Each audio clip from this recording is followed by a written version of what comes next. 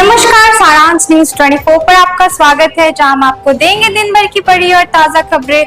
तो शुरू करते हैं आज की ताजा खबर।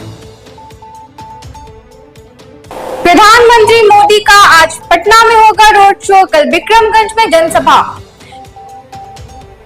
विधानसभा चुनाव की दृष्टिगत बिहार में छोटे बड़े सभी राजनीतिक दलों की गतिविधियां बढ़ी हुई है।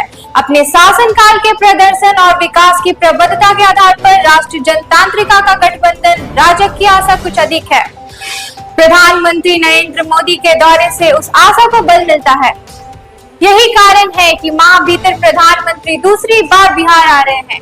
इस बार उनकी यात्रा को द्वितीय 29 व 30 मई होगी। वह 50,000 करोड़ की परियोजनाओं का उद्घाटन और शिलान्यास करेंगे।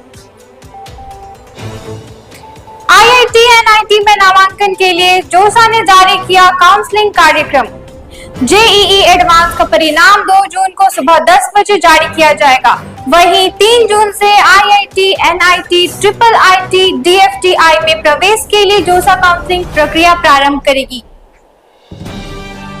ज्वाइंट सीट एलोकेशन अथॉरिटी ने अपनी वेबसाइट पर काउंसलिंग कार्यक्रम अपलोड कर दिया है। 2025 में जोसा काउंसलिंग 23 IIT, 32 NIT, 26 IIIT और 47 DFTI में नामांकन के लिए करेगा। काउंसलिंग की पूरी प्रक्रिया ऑनलाइन होगी। लोकपाल ने पूर्व सेबी प्रमुख माधवी बुच को दी क्लीन चिट। भ्रष्टाचार से जुड़ी शिकायतों की जांच करने वाली संस्था लोकपाल ने बुधवार को हिडेनबर्ग रिसर्च की रिपोर्ट के आधार पर बाजार नियामक भारतीय प्रतिभूति और विनिमय बोर्ड की पूर्व प्रमुख माधवी बुच के विरुद्ध अनुचित व्यवहार और हितों के टकराव के आरोप लगाने वाली शिकायतों को खारिज कर दिया। लोकपाल ने कहा कि आरोप पूरी तरह से धारणाओं पर आधारित है और उनके समर्थन में कोई ठोस सबूत नहीं है। भारत नेपाल सीमा के पास दिखे फ्लाइंग ऑब्जेक्ट। भारत नेपाल सीमा पर दिक्लपैक प्रखंड क्षेत्र के आसमान में फ्लाइंग ऑब्जेक्ट दिखे। घटना मंगलवार देर रात 12:30 से 1:30 के बीच है। इस दौरान ग्रामीणों ने आसमान में रोशनी देखी।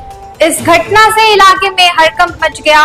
पुलिस प्रशासन ने तत्काल इसका संज्ञान लेते हुए वरिष्ठ अधिकारियों को सूचित किया। 2 दिन पहले मधुबनी, सुपौल, भागलपुर, पूर्णिया, अररिया में भी फ्लाइंग ऑब्जेक्ट देखे गए थे। भारत के पास सीमा पर नो मैंस लैंड से भारत के 15 किलोमीटर और नेपाल के 10 किलोमीटर तक का क्षेत्र नो ड्रोन फ्लाइंग जोन घोषित है। ऐसे में इन रहस्यमय यंत्रों की मौजूदगी ने सुरक्षा एजेंसी की चिंता बढ़ा दी है।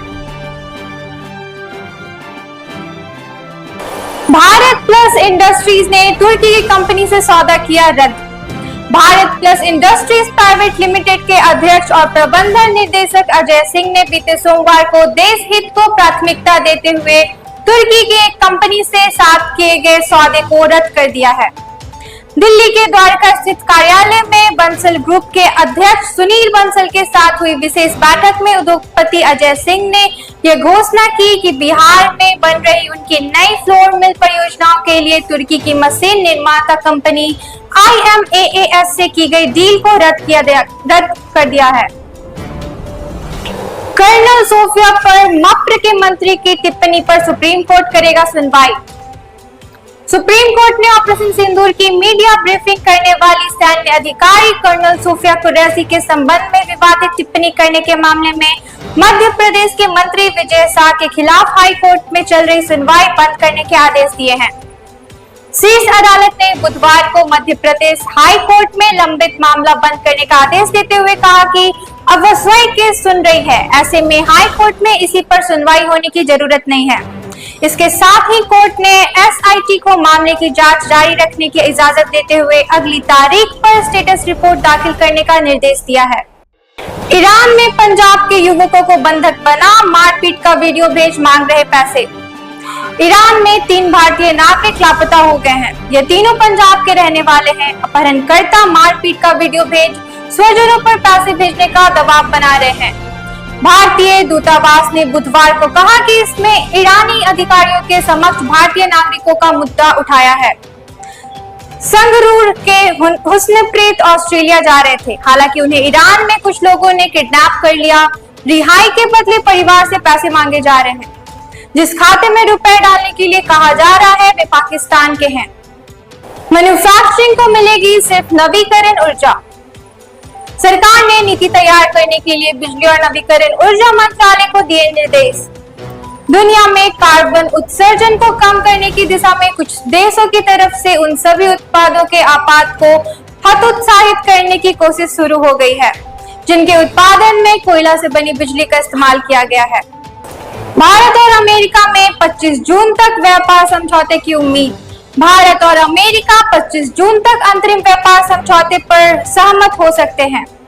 सूत्र के मुताबिक बातचीत सही दिशा में आगे बढ़ रही है और व्यापार वार्ता के लिए अमेरिकी अधिकारियों का एक दल अगले महीने भारत आने वाला है।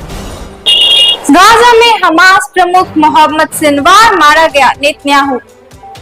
इजरायली प्रधानमंत्री बेंजामिन नेतन्याहू ने बुधवार को कहा कि गाजा में हमास का प्रमुख मोहम्मद सिनवार मारा गया। लंबे समय से वह इजराइल की मोस्ट वांटेड सूची में सबसे ऊपर था। हालांकि हमास ने अब तक मौत की पुष्टि नहीं की है। अभी के लिए इतना ही। इस तरह की तमाम खबरों के लिए बने रहे सारांश न्यूज़ 24 पर।